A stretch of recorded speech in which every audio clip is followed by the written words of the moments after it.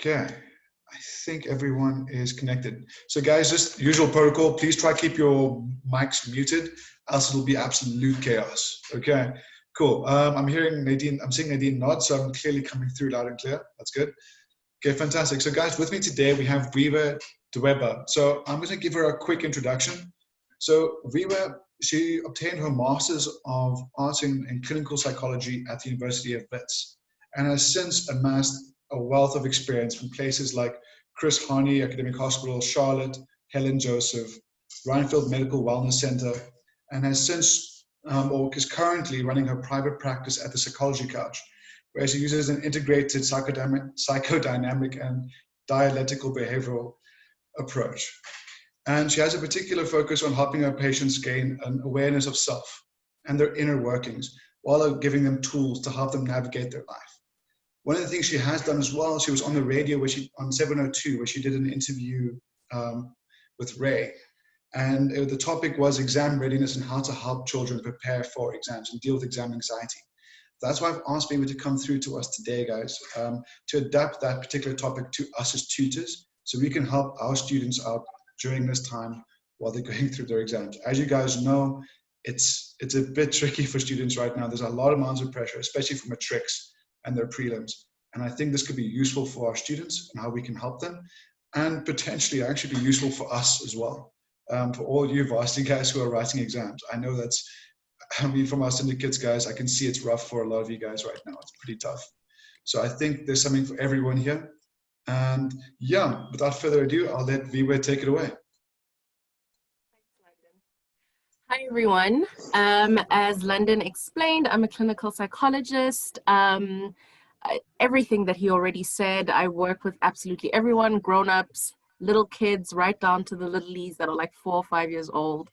And London asked me to talk to you guys a bit about kind of studying and exams and anxiety and that kind of stuff, but also talking really practically about the things that we can do to help the students that you guys tutor to manage anxiety, especially in the moment. Because as you guys, I'm sure, know really well because of your tutoring experience, when you're really anxious about what it is, about the material that you're looking at, it can really get in the way of you even being able to absorb what's going on. So anxiety is really one of the very first mental blocks that we have to get past, especially when we deal with subjects like, you know, your maths and your physics, those typical kind of scary subjects.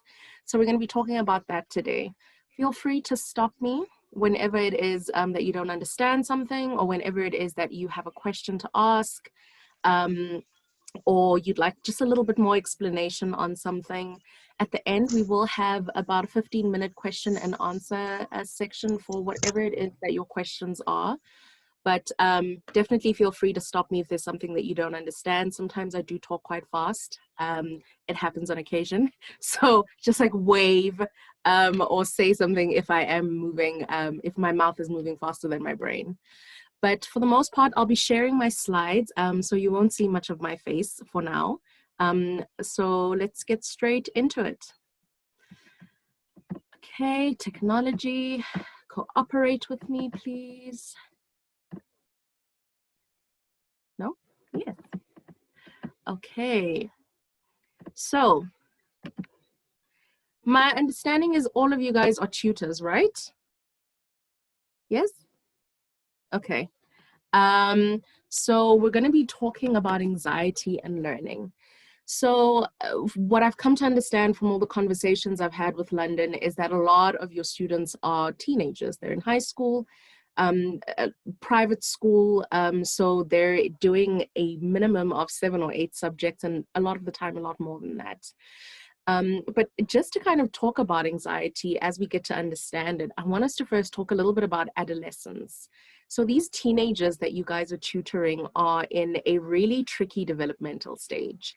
You know, as an adolescent, there's so much that you're kind of swimming in, that you're worried about your schoolwork, you're worried about exams, you're worried about, you know, kind of your extracurricular activities, whether it's sport or your cultural activities.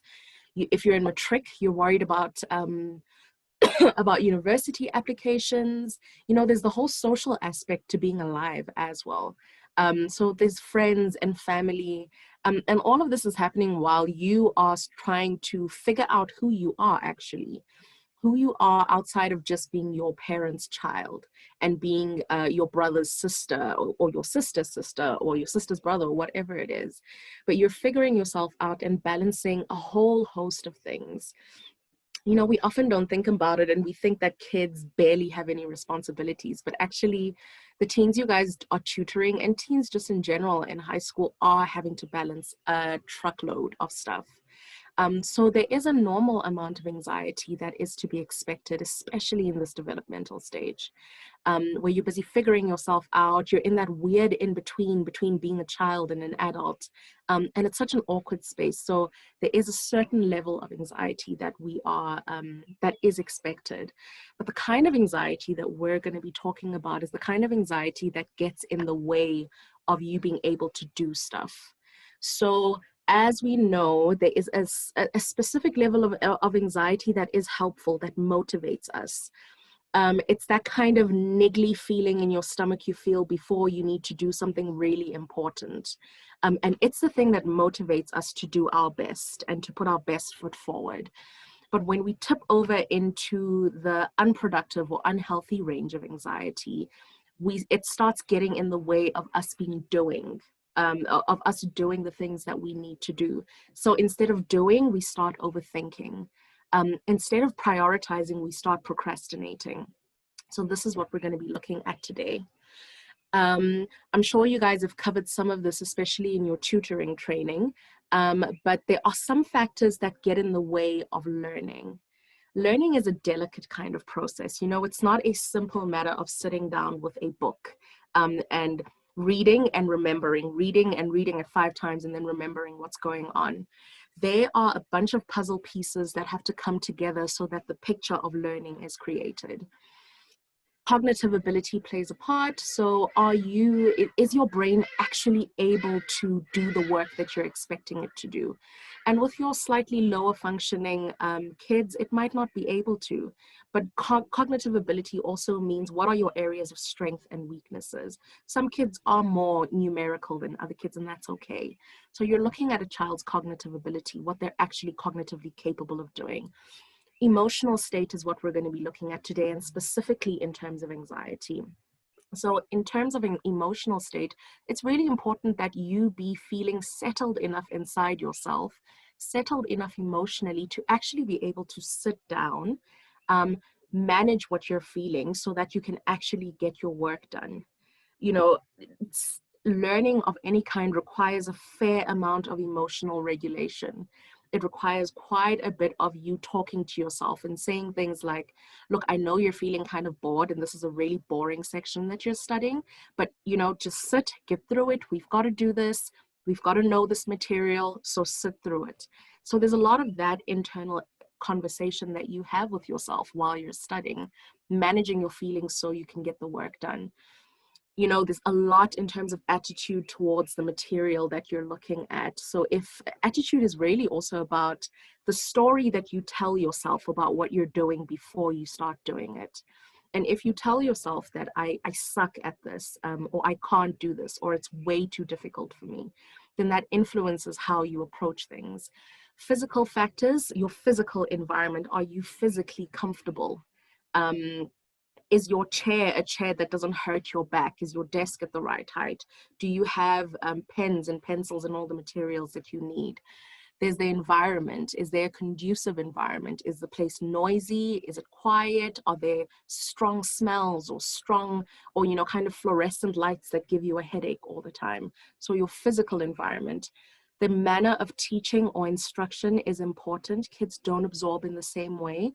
And as tutors, I'm sure you found that you've had to find a very unique way of interacting with the kids that you tutor, and giving the material to them in a way that they are able to receive for their vernacular. Social factors are also really important. So this includes things like rivalry, actually. How much rivalry is there in the class? How much rivalry is there in that subject? You know, what is that level of competition that they have to think about? Are they concerned about things like competition? Are their friends in the same class as they are or not? All those things play a factor. And then the last one, which is also really important, is the relationship that you have with your teacher. If you cannot stand your teacher, it really does have an influence on how you absorb what it is that they are telling you. And likewise, as a tutor, your relationship with your student is really important as well, because it's in the safety of that relationship that they'll be able to come to you and say, look, I know you've explained this to me, I don't get it, I've got to hear it an 18th time. So your relationship with your student is super important as well. But I want us to really laser focus on that emotional state, and specifically with regard to anxiety. So what is anxiety? So generally, almost 1 in 3 of all teenagers aged 13 to 18 will experience an anxiety disorder. And if you think about it, that's like almost like a good third of any group of teens that you're gonna see. So it's a lot more common than you think it is. But the issue is that a lot of kids don't say, I'm feeling anxious, because there's a lot of shame associated with really anything to do with your mental health, anything to do with anything that even looks like mental illness. So you may find that a lot of the time your students might not be able to say, or they might be afraid to say, I'm actually feeling really afraid that I'm going to fail this subject. I really struggle here, and every time I open this book, it makes my stomach turn. Or they may themselves not actually understand that what they're feeling is anxiety. So it's really helpful for you as the tutors as well to be able to pick up signs of anxiety in your kids, so that you can help them to actually process a little bit of what they're feeling, so that they can understand that, oh, actually, it's not just that I hate the subject, which is a simplistic way of looking at it. It's that I completely avoid it because it completely scares me. Dislike is not the only thing that I feel. So anxiety is a psychological, and it's a physiological and a behavioral state of being. So you experience it both emotionally, it affects you mentally, but you feel it physically as well. And it's really about excessive worrying, that apprehensive anticipation that you just cannot control. You know, a lot of the time you'll hear people saying, "Ach, don't stress about it." Those kind of logical, rational things can be really hard to receive when you're anxious. It's difficult for you to just not stress about it because it's hard to catch your thoughts. They're running a mile a minute, and it's hard to actually catch up to all the worries that you have. There's a lot of catastrophic thinking that's associated with the excessive worry that you experience when you are anxious. So a lot of that worst case scenario thinking, you know, that you think the absolute worst thing is going to happen. I'm absolutely going to fail this subject. I'm really scared that I'm going to fail. And you might find that your student is actually maybe a high 60s, early 70s student. And while they're not performing optimally, they're actually definitely not going to fail the subject. But they might think that they're going to fail the subject. And so that story plays on a loop in their minds. And as I said earlier, anxiety is different from that. This kind of anxiety, excessive anxiety, is different from the normal level we need to function in our lives. So a little bit of anxiety, a sprinkling of it, really motivates us to be able to act. So anxiety and learning, where do these things come across? So where do these things kind of cross paths? And I want you guys to focus on this image right here. So this is the learning process as it happens here. So you get some input, right? The moment you start getting input, you stop and you pay attention. And that's when the retention process starts happening. Information that you're not attending to, when we say unattended here, we just mean you're just not paying attention to it. So information you're not paying attention to, you're unlikely to retain. It gets lost on the way. So you focus, you receive that information, and you consciously start to focus. It starts getting encoded into your short-term memory. And then comes the rehearsal stuff, the repetition, right? For instance, with maths, you practice those formulas and you practice your maths until it almost becomes muscle memory for you. And it's in that repetitive process that it starts being encoded into your long-term memory. At this point, you may have paid attention to some information, but if you're not rehearsing it, it's likely to get lost. So the information that you're rehearsing gets encoded into your long-term memory, which is where you really want it to be, especially for those subjects where you do them throughout the year, those modules that you do throughout the year. And of course, even with that long-term memory encoding, some information will get lost as well. But that's where the repeating of information, that rehearsal becomes important. Where anxiety causes a problem and where it actually interferes in the learning process is right at the beginning, actually. It's where you've got to start paying attention. Because anxiety is it can feel so overwhelming. It's so internally distracting that it's difficult for you to pay attention to begin with. So what happens is, at receiving information, and now I need to attend to that information, that process right at the beginning, before it's even encoded to short-term memory, that's where anxiety says, nope, I've got stuff going on here. Pay attention to me. Pay attention to the cramping in your stomach. Pay attention to the racing heart. Pay attention to your thoughts running a mile a minute. And you are so focused on what's happening inside your body that you have no idea what your teacher is saying. So actually, anxiety interferes really early. So whenever it is that a child is really anxious while looking at certain materials, you're contending with something that actually interferes right from the beginning. So they're unlikely to remember anything you've actually taught them, or they're unlikely to retain anything that they've learned in school or in that class, because anxiety interfered right at the beginning of that encoding process.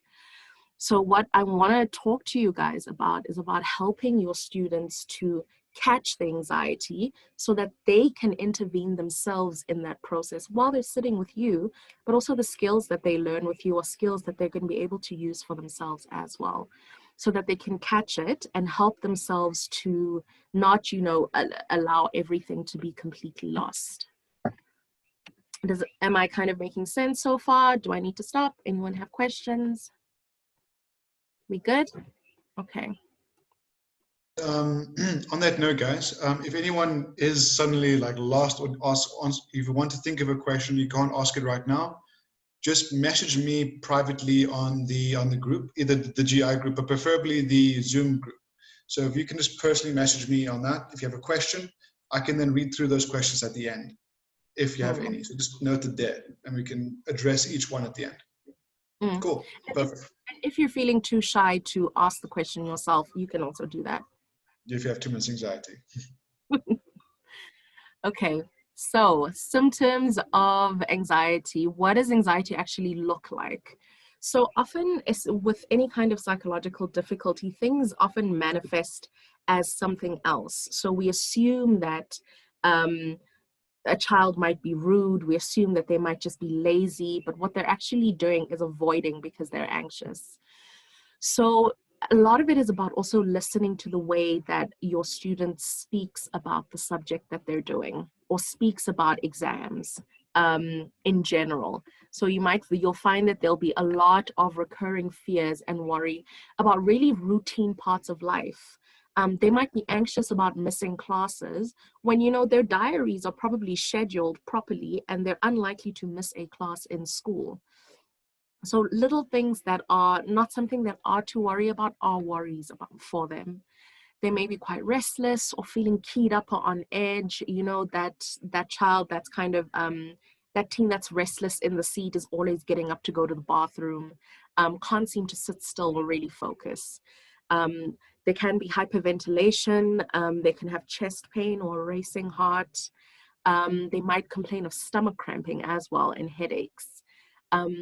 You might notice irritability, being easily fatigued. You get through 5 minutes or 10 minutes of the content and they're already tired and they don't want to work anymore. Muscle tension. So they may be complaining of, sore shoulders, a sore neck, a sore back while they're sitting and working. I see London just did something with his neck. So just tenseness, kind of tension in their body. Because again, as I said, anxiety is very much a physical experience. Difficulty concentrating, or their minds going blank. And this might look like they're not paying attention and they're super forgetful because they don't care. But what is happening is that they have spans of time where they're not concentrating. So they're not actually catching what you're saying.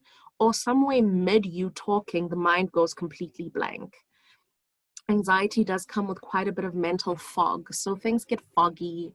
And it's really difficult to piece things together while you guys are working. Sleep disturbances, so they might have difficulty falling asleep or staying asleep, or restlessness or unsatisfying sleep, which you guys will probably see as a very tired kid, who yawns a lot, who's constantly sleepy, maybe drinks a lot of energy drinks, hopefully on the sly, hopefully parents aren't buying Red Bull for the teens. But a lot of that tiredness will be coming across. But of course, again, you know, the teens you guys are seeing are super busy. They're doing probably 8 to 10 or 8 to 13 subjects, and they're playing sport, and they have parents who are breathing down their necks talking about good marks. So they're likely to be tired, just a normal kind of tired. A teenage body is also a tired body because it's a rapidly growing body as well. So this will be tiredness that's over and above the kind of tiredness that you're probably used to seeing with the other kids at your guys' place. Avoiding activities, avoiding school, avoiding social interactions. It could come across as avoiding certain subjects as well. If, for instance, you're tutoring one of your students for 3 different subjects, there might be that one subject where they never really seem to practice the work. They never really seem to do their homework, but a subject that they're really not trying to touch. Dropping grades or school avoidance, as I mentioned. So you'll see that kind of fluctuation in marks. So where a kid was getting maybe in the 70s, and those marks start dropping. But it could be more than just anxiety as well. So where you see that change happen as well, it could be indicative of some other emotional stuff going on for them, or some emotional stuff going on at home. Difficulty concentrating, as I mentioned, it will be very hard for them to focus. It may just look like they're lazy or distractible, but they're really struggling to focus. Some kids will have substance use or risky behaviors. Often the substance use and the risky behaviors are coping mechanisms. So where there is anxiety, you usually find a lot of weed and you find a lot of alcohol, because those are your central nervous system depressants, and they give you that happy, sleepy, numb feeling where you don't feel any anxiety. So watch out for that as well. And as I said, chronic physical complaints such as fatigue, headaches, stomach aches, anxiety, especially for our younger kids. So kids and for teens as well, anxiety manifests quite physically, because of course, the younger that you are, the less of a vocabulary you have to communicate what it is that you're experiencing. So in terms of anxiety, anxiety is a special kind of beast that feeds itself, actually. And it usually happens quite cyclically. So the first thing you might experience is that anxious kind of feeling. So, and when we start feeling anxious, it's an instinct for us. It's evolutionary. We're supposed to do it. You start feeling anxious, and so you scan for danger. You know, physical symptoms intensify and your attention narrows and it shifts inside your body. Remember what I was talking about a little bit earlier, that anxiety completely distracts you. You won't hear your teacher, you won't hear your tutor, and suddenly you're laser focused on your body. So that increased kind of focus shifts completely to your body, because you're feeling things that are scaring you. And when we feel things that scare us, our usual response to anxiety is either some sort of escape or some sort of avoidance. So either getting up, going to the bathroom, getting out of the room, closing that maths book, saying, no, I'll do it later. And there are a lot of I'll do it later. The next thing it's 10 p.m. and you haven't yet done your homework. So you think, I'll wake up early in the morning, I'll do it then. A lot of escape or avoidance. But the thing with the stuff that we avoid is that it gives us short-term relief, but actually increases our anxiety in the long run. I usually use the analogy of the boogeyman. The thing that makes the boogeyman under the bed super scary is the fact that you never actually look under the bed, because you avoid looking under the bed. And so the more you don't look, the bigger this picture is of the scary thing that you think is under the bed, because you've never actually looked. And the more you don't look, the more afraid you are. The more afraid you are, the more you avoid. And the more you avoid, the more you don't look, and so on and so forth. Anxiety is a beast that feeds itself. And so part of the the stuff that we're going to be talking about today is about intervening in the cycle in 3 different ways. Are we good so far? Okay. So in terms of managing anxiety, I want us to talk a bit about 3 levels of intervention. There are going to be behavioral interventions, and there are going to be physical interventions and cognitive interventions. And where you go really depends on the intensity of the anxiety that your student is feeling. Your behavioral interventions are easier to go to when you're not as anxious. Your physical interventions are super useful for when you're really anxious and it feels like you can't think at all. Cognitive interventions are helpful after you've physically calmed down quite a bit. Well, not quite a bit, just a little bit. So in terms of behavioral interventions, the first one is about reversing the cycle of anxiety. So if we kind of go back to that cycle that we were just talking about, it's a self-perpetuating cycle of fear, hypersensitivity to your body, avoidance, more fear, more avoidance, more fear, more avoidance. So it feeds itself. So where you want to intervene is at avoidance. So often, you know, with kids, there's a subject that there'll be that subject that that your child, that your teen avoids, never wants to touch, the homework that they never really want to do. So that is where you want to avoid, because there is a story that they're telling themselves about what is really scary about what's going on there. I don't know, I want to kind of pause a little bit here and hear some of your guys' experiences in terms of things that your students avoid, some of the things that they've said to you guys about why they're avoiding it, what that's looked like for you guys. Cool, guys. If you want to just add to this, just say, just like poke or send a message on the group and I can nominate you, then you can chat. So does anyone have anything to add here, guys? Anyone at all? I'm also struggling to see everyone. Okay, cool. Kristalla, go for it. Can you guys hear me? Yeah. So the one thing I think that a lot of students, and not just students but my friends, kind of and myself, you tend to, exactly what you said, like you tend to avoid it because you know how difficult it is or you're afraid of it. So the thought of putting yourself through that is just so unappealing that you avoid it even more. So you become more stressed, and then it builds up because now the thing is still there. You're anxious about the fact that you still have to do it, and you know that the longer you leave it, the less time you're going to have to do it, which makes you get more anxious about the entire situation. So that's a very common one I hear.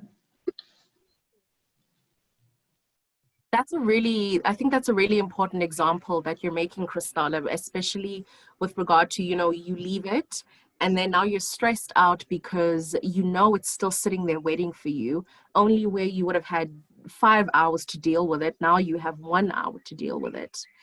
And now that actually then, so what our brains do is, especially when we're afraid of something, they look for evidence to support the thing that we're afraid of, to support the opinion we have about something.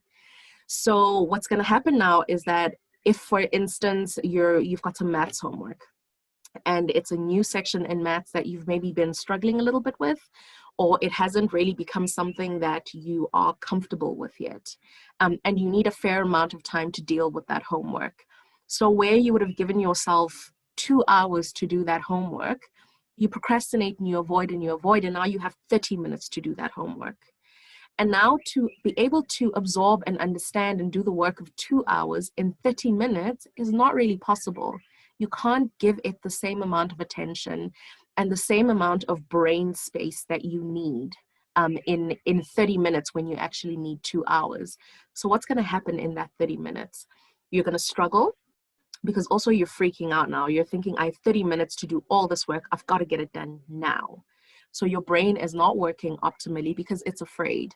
you're nervous, you're panicky, so you're going to forget some things that you've learned already. Something that would have looked familiar if you were calmer now looks completely unfamiliar. And you start panicking about the fact that things that you know you learned in class, you can't remember anymore. So now panic creates more panic, which then creates more panic. And in that 30 minutes, you might find that you really struggle to do that work. You go back to class, homework gets marked, and you got all of it wrong. Now your brain is going, see, I told you, you suck at maths. And then that cycle perpetuates itself. And then it's more avoidance, and it's more dread, and it's more avoidance, which gives birth to more dread. And that's the kind of thing that you go through. Does that sound familiar? Definitely. I think I just want to ask about, like, on this topic, another thing that I sort of realized, which I guess is more about really targeting where the anxiety comes from.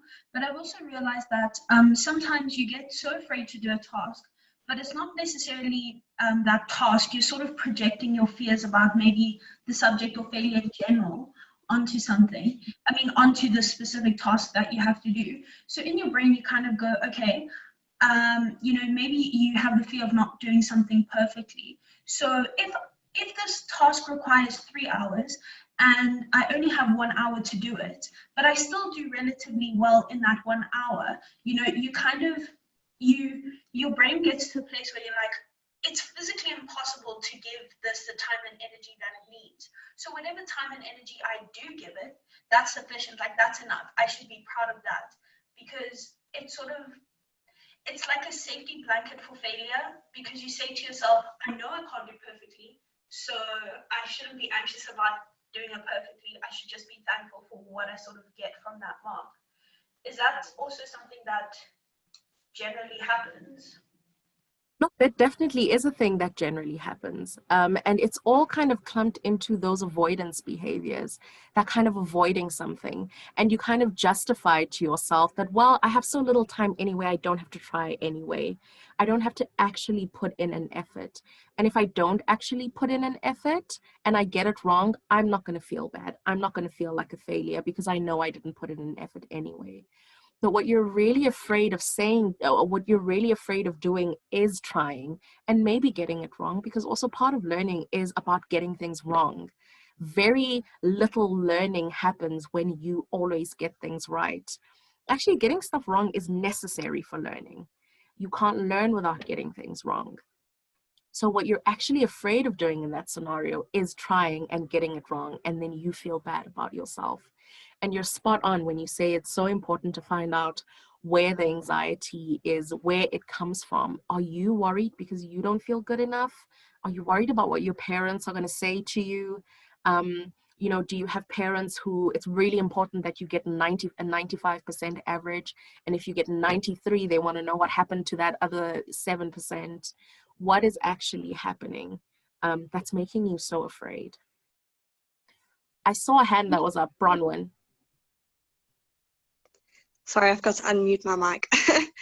I was going to say another example I kind of often see with my students, and to be honest, I think I can be guilty, or I was guilty about it myself, is often we go through the cycle. So as you said, leaving things to last minute because you procrastinate, which leads to more anxiety. And then the night before you're doing your assignment and you're filled with anxiety.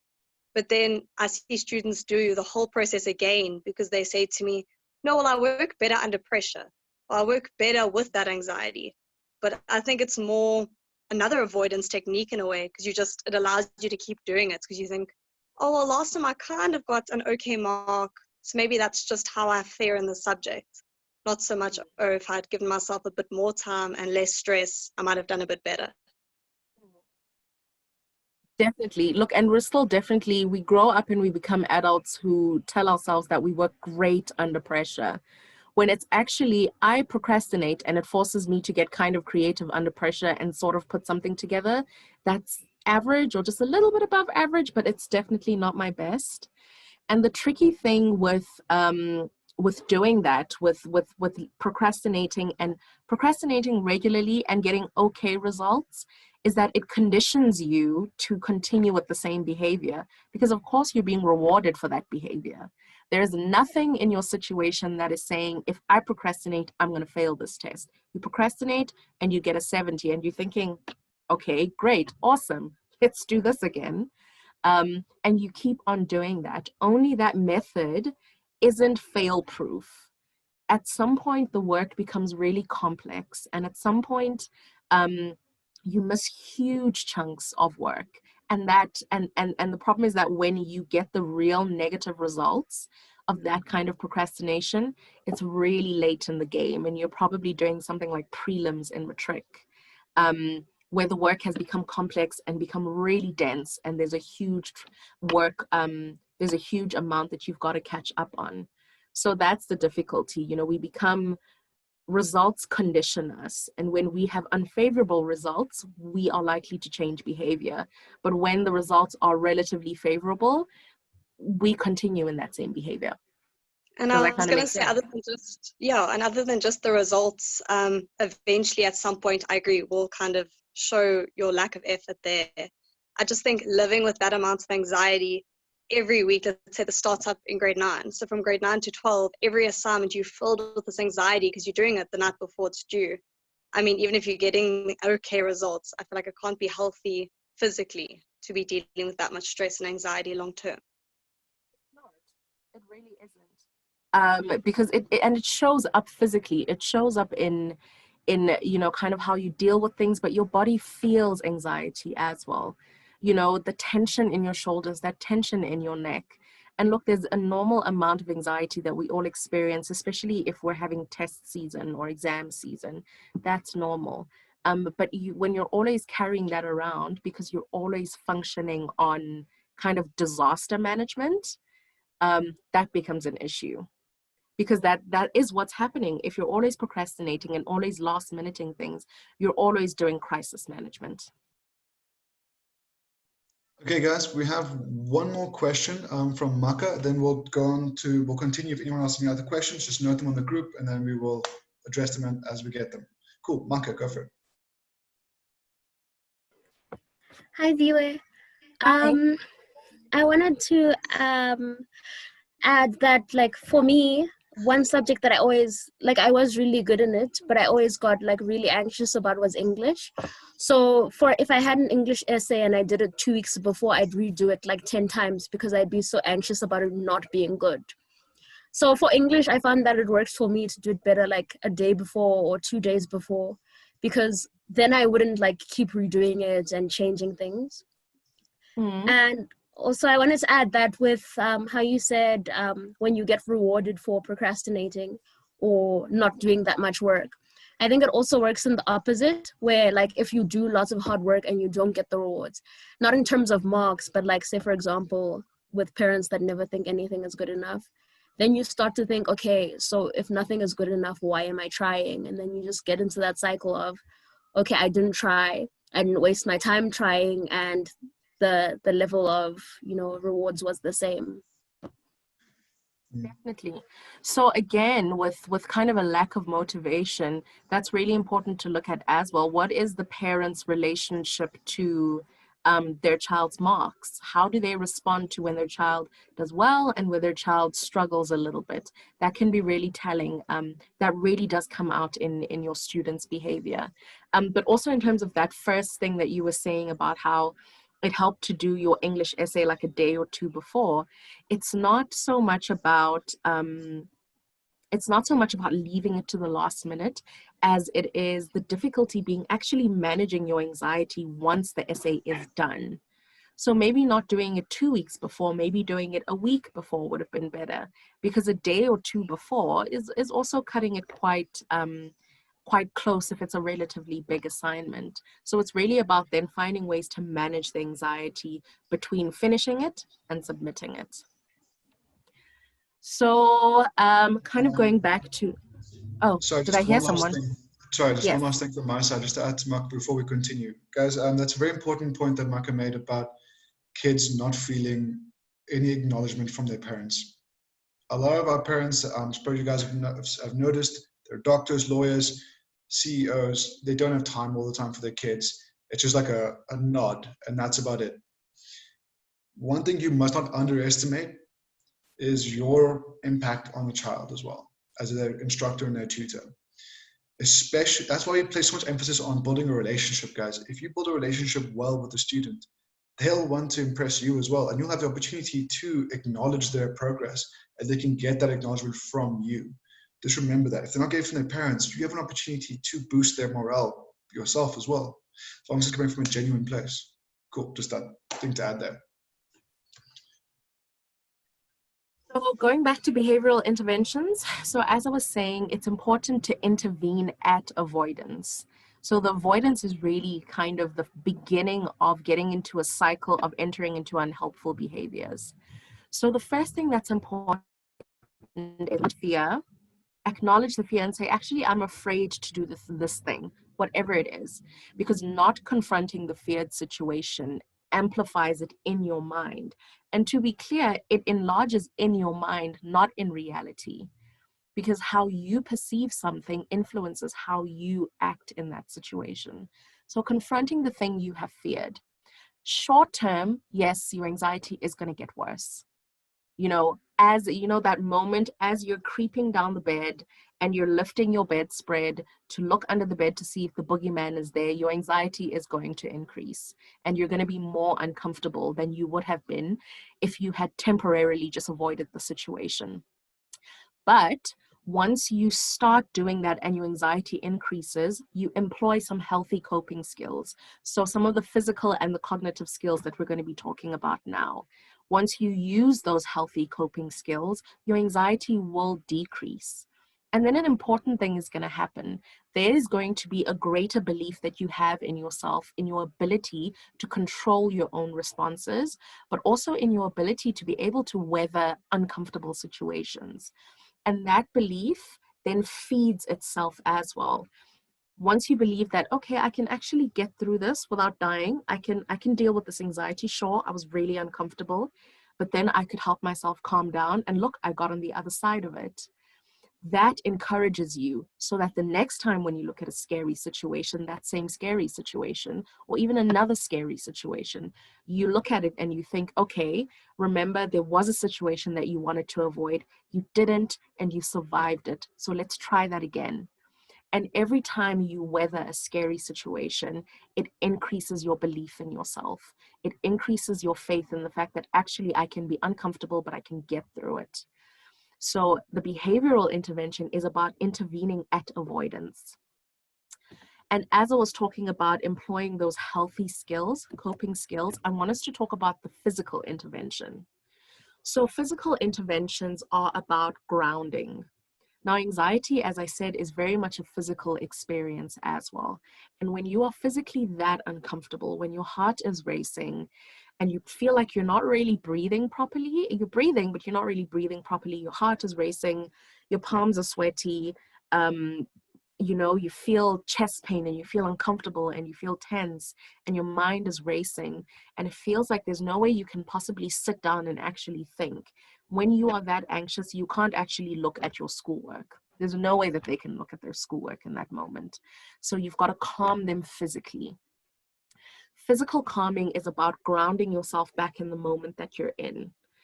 So these are a lot of kind of either distracting or mindfulness skills. So what anxiety does is that it takes your mind and it sends it in 500 different directions. And all 500 of these different directions are all worst case scenarios. They are all horrific things that can happen if you look at this thing, if you deal with the situation. It's opening your maths book and your thoughts are going, oh my gosh, I don't remember this thing that Mrs. Jackelman taught me. I'm not going to be able to remember this in an exam. I'm probably going to fail my grade.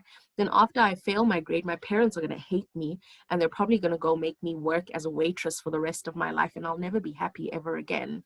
All from opening your maths book. That entire scenario has been painted in your mind. It hasn't happened in reality. But you will then respond to it as if it has happened in reality. And your emotions and your body will follow suit. So it's about calming yourself down, grounding yourself in the moment and saying, hey, come back. You are not there. You are not at the exam. You haven't failed your exam. You haven't even written your exam. It's not even exam season. We are in August. You are okay. In this moment where you are sitting at this desk, you are okay. So getting them physically calm is something that's really important because, again, as I said, they won't be able to focus in that moment. So the first thing is using breathing techniques.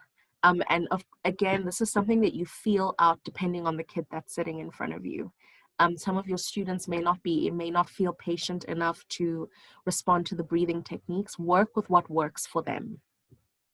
Breathing techniques, this one is called boxed breathing.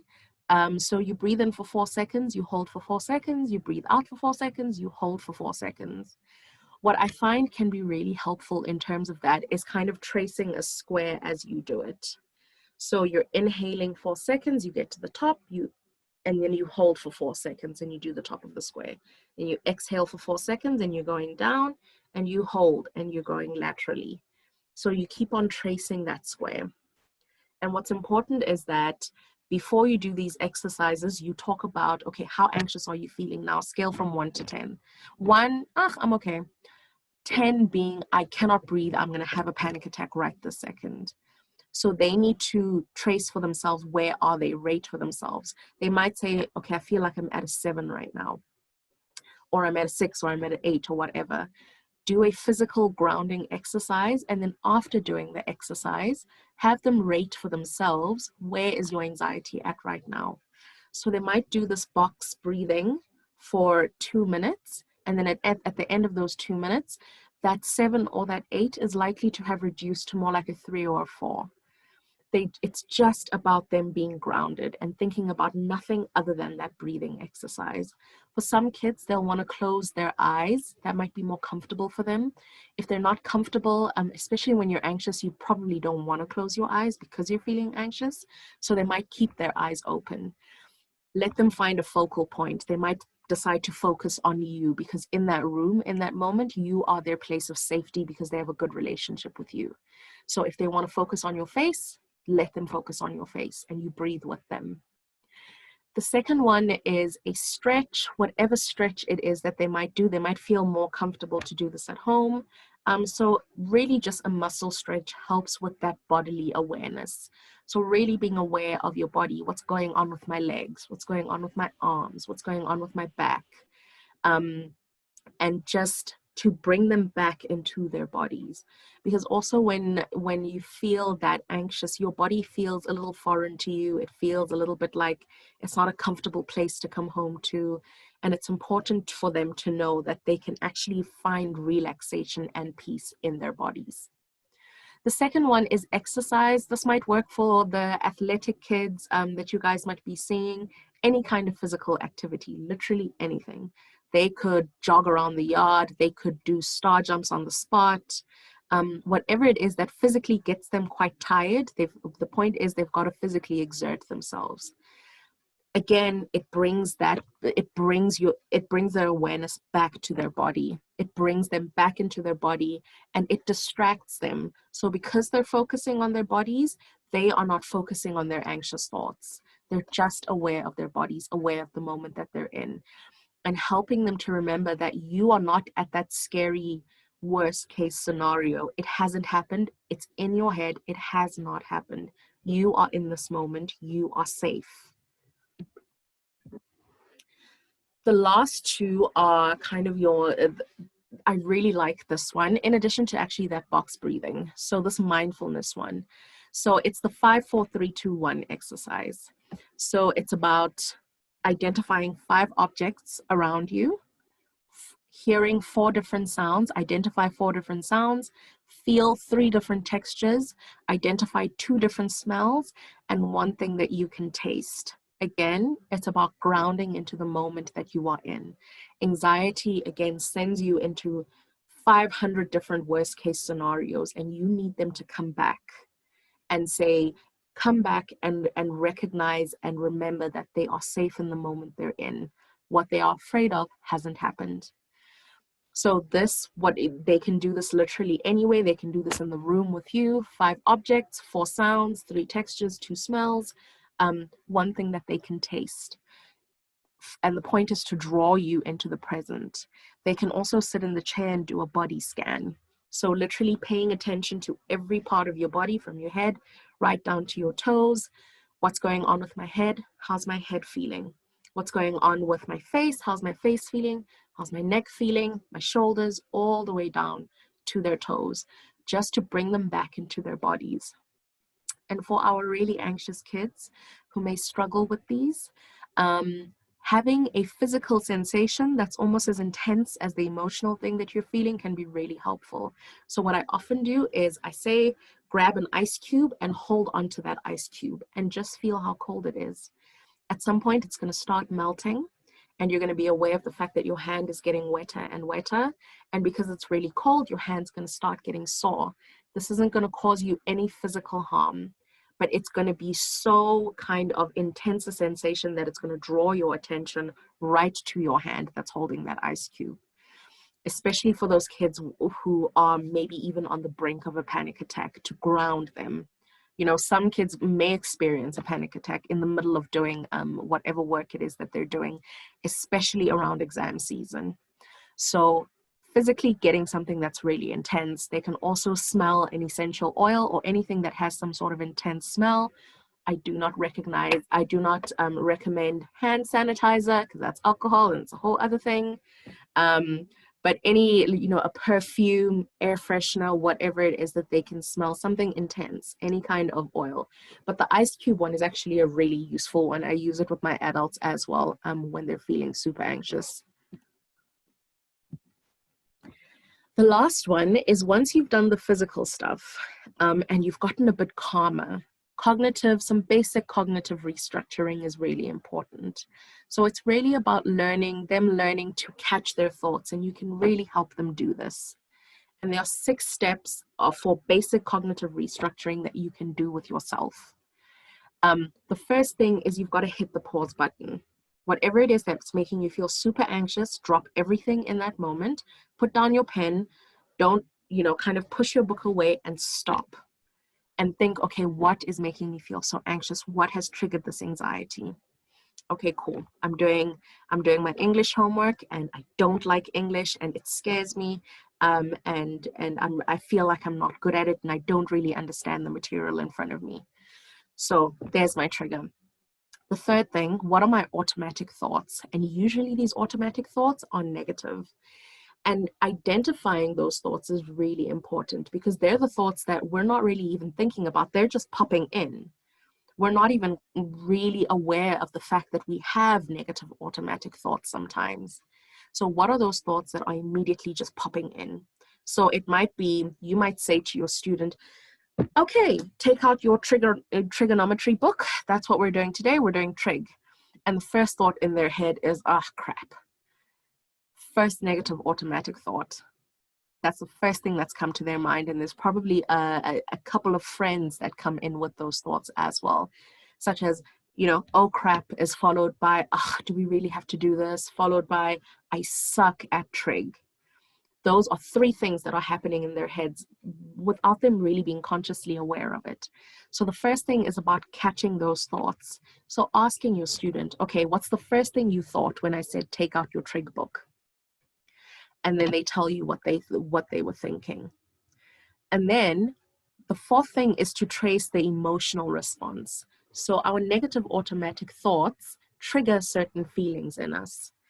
The moment, for instance, they say, crap, the feeling that follows that is probably dread. They're dreading what they're doing. And when they think, I really suck at trig, they probably feel really inadequate. So they feel really insecure about the subject. So it's also tracing, what am I actually feeling? And then the 5th one, which is the really important thing, is about replacing a negative thought with a more realistic thought.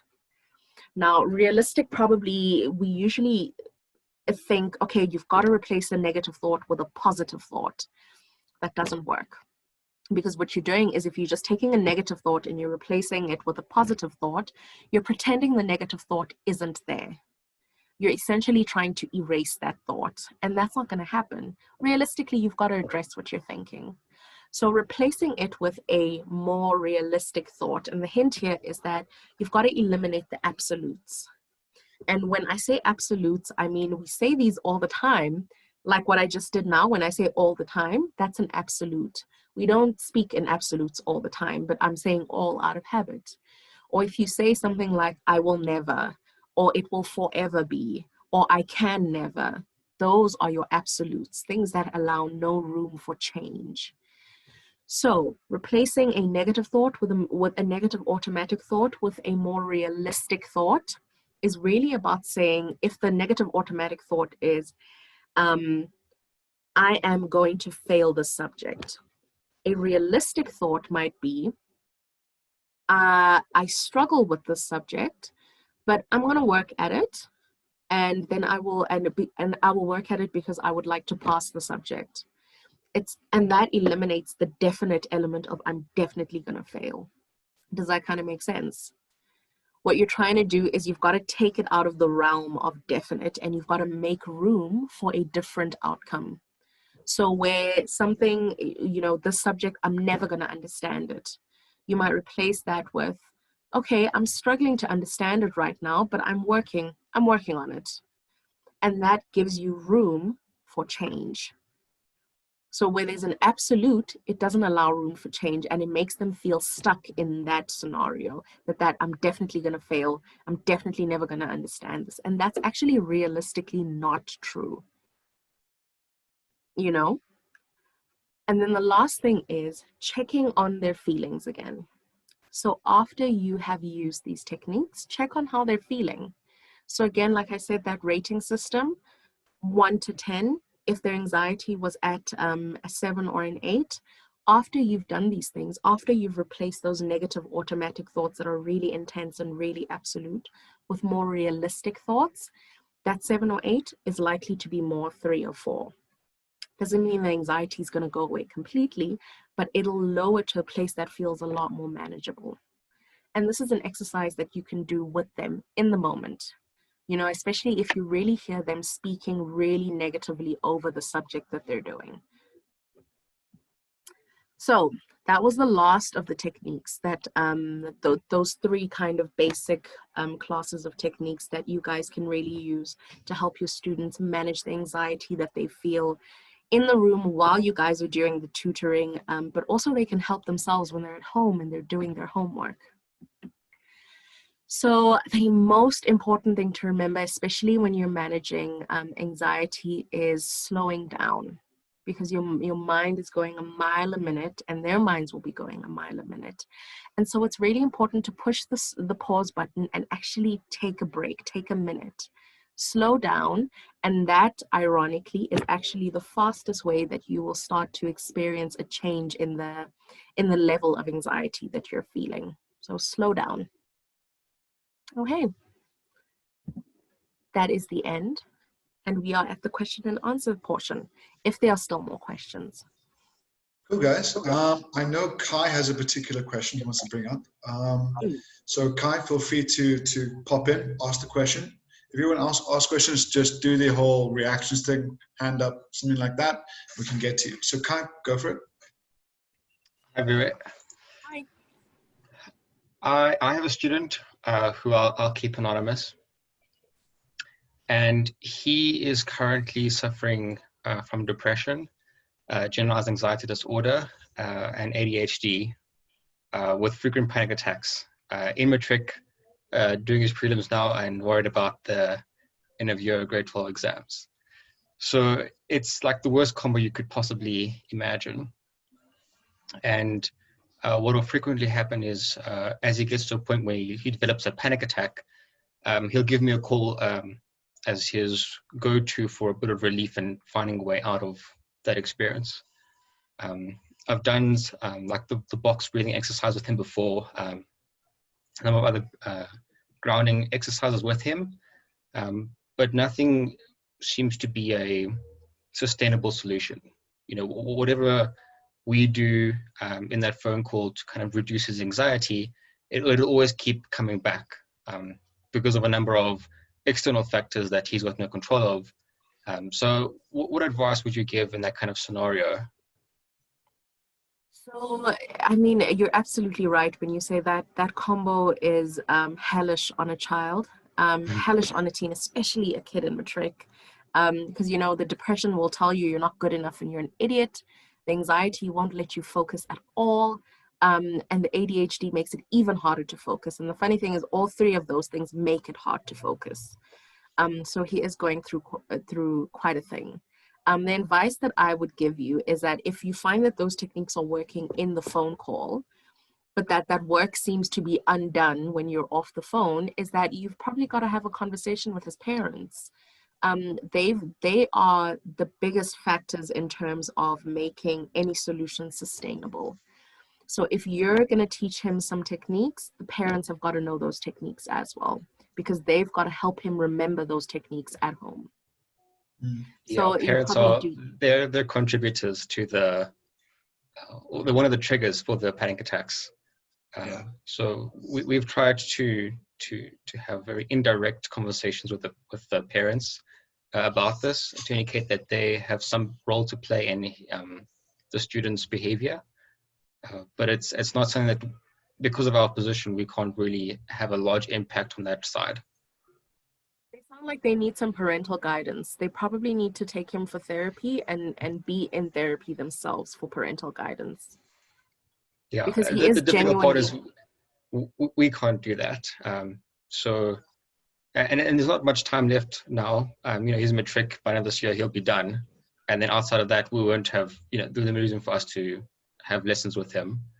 But for now, one of his biggest issues is the procrastination. He's also going through burnout. That's something just to add on top of the list. So it's very difficult for him to get started on doing work because he is physically exhausted just from all the stress that takes place throughout the day. And so what will often happen is the panic attack will be because he hasn't done enough work. Not really because he chose to do so, but because he feels like he physically couldn't do it because he was so burnt out. So the difficult thing to kind of accept is especially in that situation, must be the fact that your reach is limited. Because also he's not going to be with you for very long, but also the parents are unfortunately a really important part of helping him to manage what's going on. I think you're doing something really great in the moment with him when you are talking to him. And I think it's really, you must be a really great safety point for him if he's able to call you just before he has a panic attack. Because also panic attacks come with a whole lot of shame. A lot of people are ashamed to say, I have panic attacks, because you feel completely out of control of your body. So the best thing you can do is really just be that consistent person that you've been for him, so that can leave a lasting impression on him. And hopefully then he will get his own help. If it feels like his parents, it'll be a long road for them to get the help that they need to get for him and for themselves.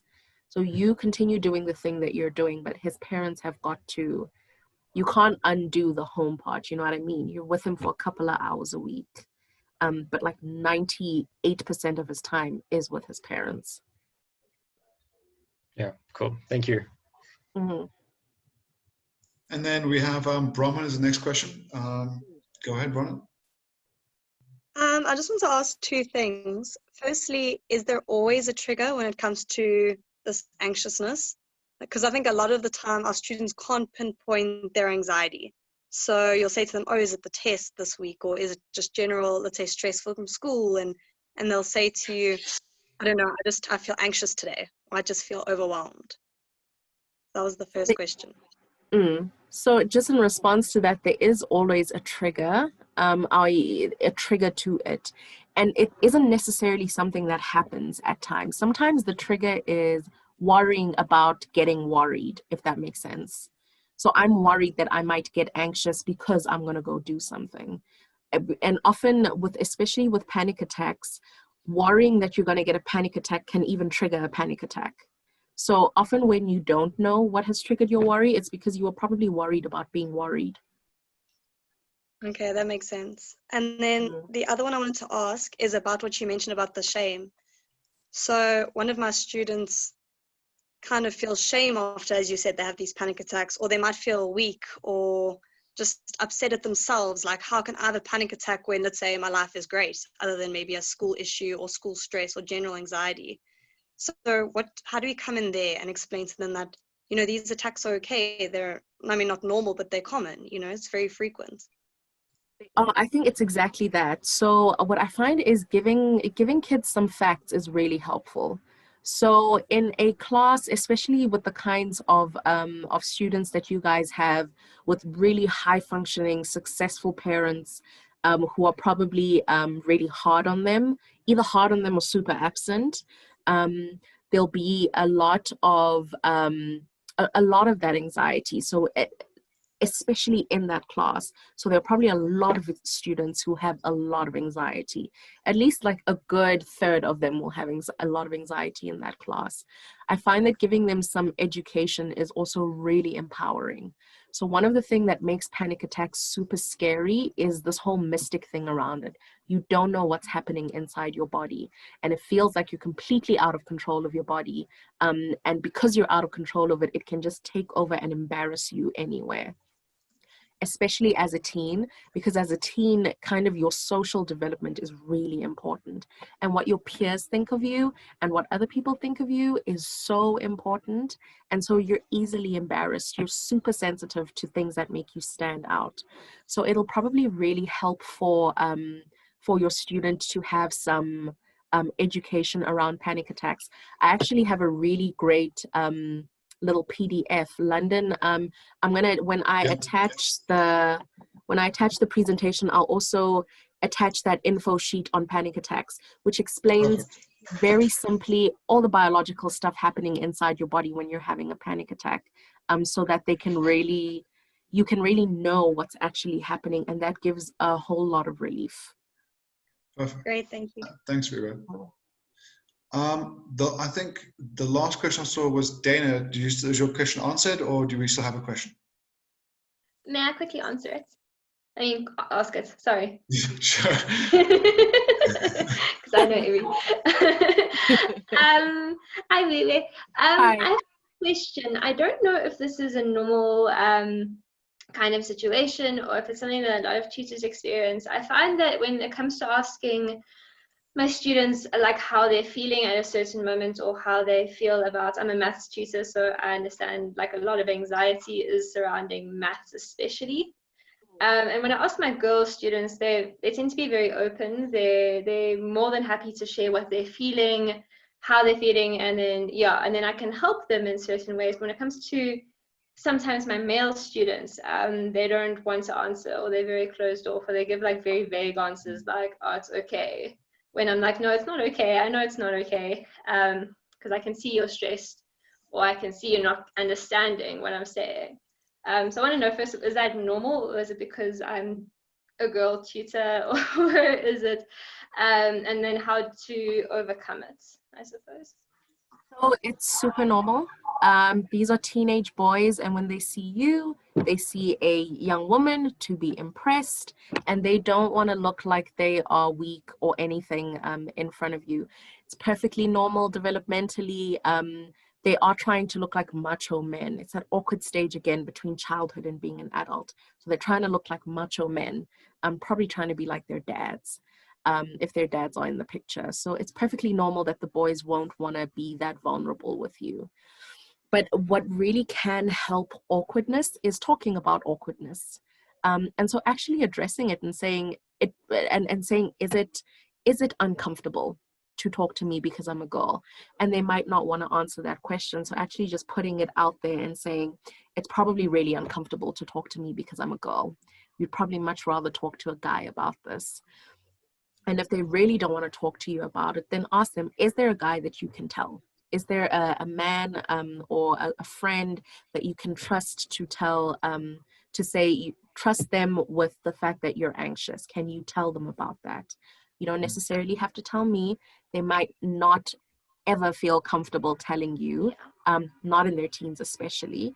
But it's important for them to have someone that they can tell. But put it out there. Say, let them know that you know that it's probably really uncomfortable, and let them know that that's okay. That can really ease something between the two of you. Awesome, thank you.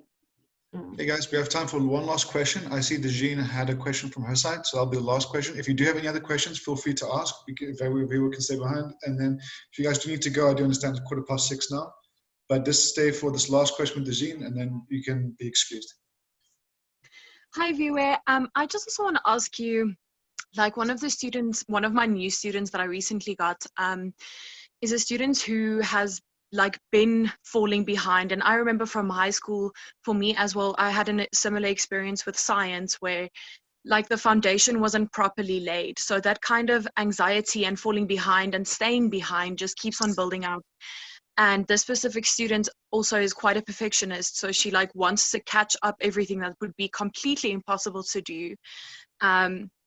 And like, where do you start addressing that anxiety of, it's okay, you probably aren't ever going to catch up to the place where you want to be, to, for example, get a distinction in this subject.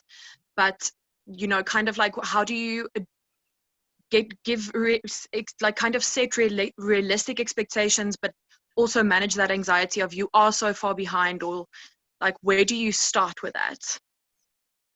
So it's really important to address the perfectionism, because it's the thing that's driving everything, right? It's driving her wanting to catch up everything completely unrealistically, because, you know, kind of catching up your entire foundation and building it while still assimilating the information that you're learning every day from school it's just not going to happen in the time frame that she thinks it's going to happen, if it ever even happens.